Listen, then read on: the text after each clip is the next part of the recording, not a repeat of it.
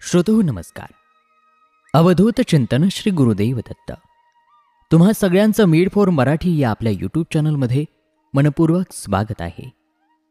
श्रोतो, एकदा का आपण श्री दत्तांच्या भक्तिमय जगामध्ये प्रवेश केला, त्यांच्या चरणी लीन झालो, की मग श्रीगुरूसुद्धा आपले सर्व संकल्प कसे पूर्ण करतात, नकळत सर्व गोष्टी कशा आपल्या अनुकूल होत जातात, याची प्रचिती घडवणारा एक चमत्कारिक असा अनुभव आज आपण श्रवण करणार आहोत.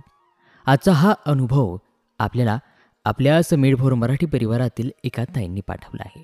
चला तर श्रवण करूयात त्यांचा हा अनुभव त्यांच्याच शब्दामध्ये.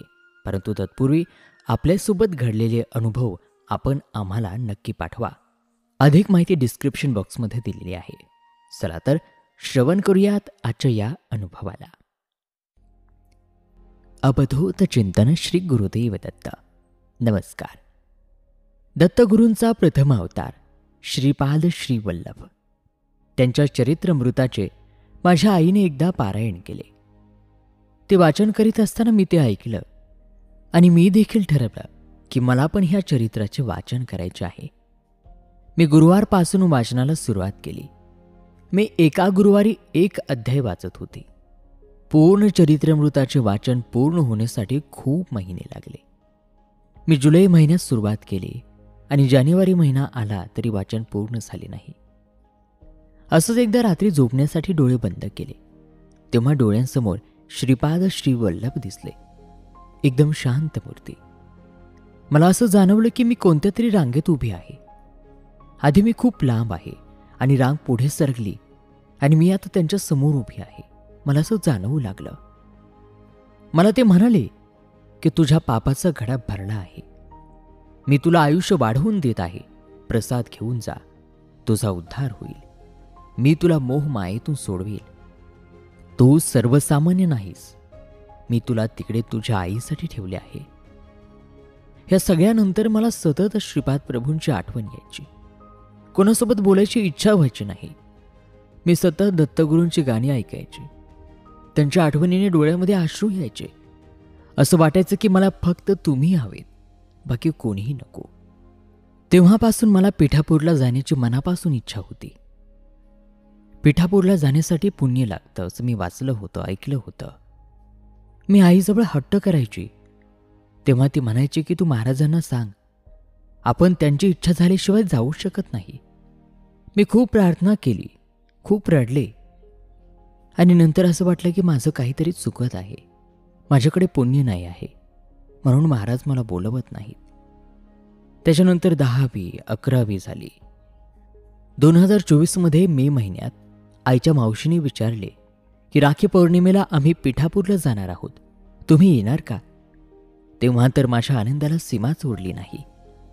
पण तेव्हा परीक्षा असेल तर मी कशी जाऊ शकेल याचं टेन्शन मला आलं होतं. पण महाराजांच्या कृपेमुळे माझे पेपर आधीच झाले. 18 ऑगस्टला आम्ही पिठापूरला पोहोचलो. श्रीपाद प्रभूंचं छान दर्शन घेतलं आणि त्यानंतर बाकीचा दिवस इतर मंदिरांच्या दर्शनात घालवला. दुपारी मंदिर स्वच्छ करण्याची संधीसुद्धा महाराजांनी आम्हाला दिली. त्यानंतर 19 ऑगस्टला पहाटे महाराजांचं दर्शन घेतलं. त्यानंतर विश्रांतीसाठी आम्ही रूमवरती आलो. सायंकाळी पुन्हा एकदा दर्शनासाठी निघालो. मला अचानक ताप आला, अशक्तपणा आला. मग दर्शन घेऊन पुन्हा रूमवरती आलो, कारण रात्री 1:30 वाजताची ट्रेन होती. रूमवर जाण्यासाठी रिक्षा केली. रिक्षात बसले तेव्हा डोळे भरून आले, अश्रू आवरेनात. परत जाण्याची इच्छाच होत नव्हती. महाराजांची खूप आठवण येऊ लागली. त्यानंतर घरी पोहोचलो. मला 22 ऑगस्टला तालुका लेवल चेस कॉम्पिटिशनमध्ये भाग घ्यायचा होता, पण मी कॉलेजला गेले नव्हते. माझा फॉर्म भरला होता की नाही हे मला माहीत नव्हतं. जेव्हा कॉलेजमधून कॉल आला तेव्हा मी प्रवासाने खूप दमली असल्यामुळे झोपली होते. मी कॉल उचललाच नाही. त्यानंतर मला वाटलं की आता मी भाग घेऊ नाही शकणार. पण मला कॉलेजमधून मेसेज आला की माझा फॉर्म भरला आहे. माझी तब्येत ठीक नव्हती आणि प्रॅक्टिस पण पुरेशी झालेलीच नव्हती. मी जेव्हा पण अशा कॉम्पिटिशनमध्ये भाग घेते तेव्हा मला खूप धडधड होते. पण या कॉम्पिटिशनमध्ये मला अजिबात दडपण जाणवले नाही, धडधड जाणवली नाही. आणि या कॉम्पिटिशनमध्ये माझा फर्स्ट रँक आला. ही सगळी महाराजांचीच कृपा. श्री गुरुदेव दत्त. आणि श्रोतो, याचबरोबर हा अनुभव या ठिकाणी समाप्त होत आहे.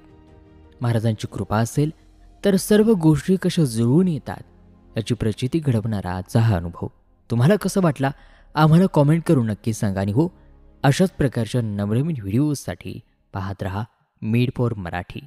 धन्यवाद.